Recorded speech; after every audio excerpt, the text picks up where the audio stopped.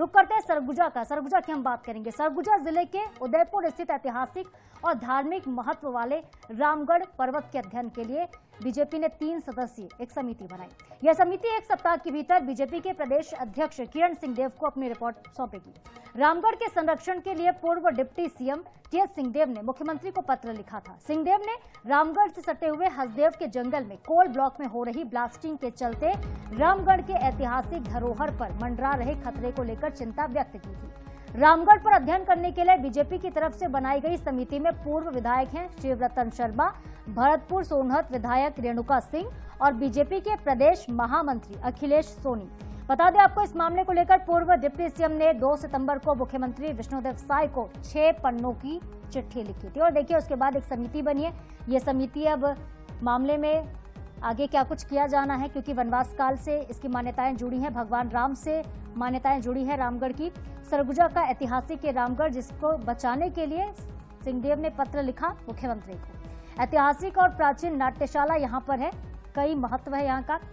ASI के द्वारा इसको ऐतिहासिक धरोहर घोषित किया गया है। भगवान राम से जुड़े हुए कई साक्ष्य यहाँ पर मिलते हैं और प्रागैतिहासिक काल की अगर आप बात करें छत्तीसगढ़ के संदर्भ में, तो रामायण काल के अलावा यहाँ पे बेहद प्राचीन इतिहास भी रहा है, क्योंकि रायगढ़ एक ऐसा जिला है जहाँ पे कई ऐसे साक्ष्य मिले हैं रामगढ़ की, चाहे पहाड़ियों की बात कर लें आप और चाहे यहाँ पे जो साक्ष्य गुफाओं के मिले हैं। कई ऐसे ऐतिहासिक धरोहर हैं जिनको संजो के रखने की आवश्यकता है कि यही वजह है कि रामगढ़ पहाड़ को अब राम वन गमन परिपथ से जोड़ा भी गया है। भगवान राम ने क्योंकि अपने वनवास काल के समय यहाँ पे काफी वक्त बिताया, कुछ वक्त यहाँ पे वो रहे थे।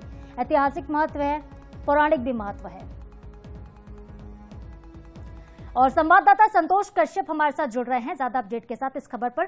संतोष, 3 सदस्यीय समिति का गठन किया गया है, ये समिति कब पहुंचेगी रामगढ़ और किस तरह से काम किया जाना है रामगढ़ की पहाड़ियों को लेकर, क्योंकि इसका महत्व बहुत ज्यादा है। मांग टीएस सिंहदेव की तरफ से की गई थी, लेकिन अब देखिए खत का असर दिख रहा है।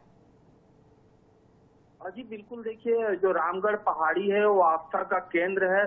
भगवान श्री राम, माता जानकी और लक्ष्मण जी का वहां से जब उनका जो था तो वहां से वो गुजरे थे, जिसके कारण रामगढ़ पर्वत की मान्यता जो लोगों के बीच है वो बहुत खूब है और लोग आस्था के नाते रामगढ़ पर्वत पहुंचते हैं, पूजा पाठ करते हैं, दर्शन करते हैं। लेकिन इन दिनों जो है जो रामगढ़ का पहाड़ है वो सियासत उस पर चढ़ा हुआ है, जहाँ टीएस सिंहदेव ने एक तरफ मोर्चा खोल दिया है कि रामगढ़ पर्वत को कोल खनन से जो रामगढ़ के जो पर्वत है उनमें दरारें पड़ रही हैं। उसको लेकर मुख्यमंत्री को भी पत्र लिखा था कि इस रामगढ़ जो धरोहर है जो सरगुजा की, उसे बचाया जाए। लेकिन अब भारतीय जनता पार्टी के जो प्रदेश अध्यक्ष हैं उन्होंने 3 सदस्यीय टीम यहाँ पर बनाई है, जिसमें पूर्व विधायक शिवरतन शर्मा इसके संयोजक बनाए गए हैं, साथ ही जो विधायक रेणुका सिंह है और भारतीय जनता पार्टी के महामंत्री जो अखिलेश सोनी है उन्हें इस टीम में सदस्य बनाया गया है। इसमें प्रमुख बात यह है कि अखिलेश सोनी अंबिकापुर से ही आते हैं,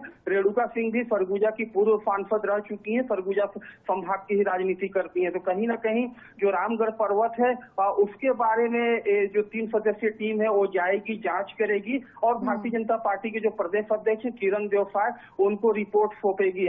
इन दिनों जो रामगढ़ का पर्वत है, जब से अंबिकापुर विधायक राजेश अग्रवाल को पर्यटक विभाग का मंत्री बनाया गया है, तब से ही ये देखा जा रहा है कि जो रामगढ़ के पर्वत है उसको लेके राजनीति सियासत भी देखने को मिल रही है। टीएस सिंहदेव ने बाकायदा इसके लिए टीम की गठन भी कर ली है और उस गठन टीम के द्वारा रामगढ़ पर्वत को लेकर कई प्रकार की चीजों का उन्होंने दावा भी किया था। लेकिन जो मंत्री हैं राजेश अग्रवाल, उन्होंने कहा था कि रामगढ़ जो पर्वत है वो आस्था का विषय है, वहाँ किसी प्रकार का अगर कुछ बिल्कुल आस्था का विषय है, वनवास काल से मान्यताएं जुड़ी हुई हैं और ऐसे में आवश्यकता है इसको संवार के संजो के रखने की भी संरक्षण की मांग की गई है। लेकिन हालांकि देखिए भारतीय जनता पार्टी ये भी कह रही है कि विपक्ष सिर्फ भ्रम फैलाने का काम करे, पर समिति बनी है, समिति की जांच में क्या रिपोर्ट सौंपी जाती है ये तो वक्त बताएगा। बहुत शुक्रिया आपका फिलहाल तमाम जानकारियों के लिए।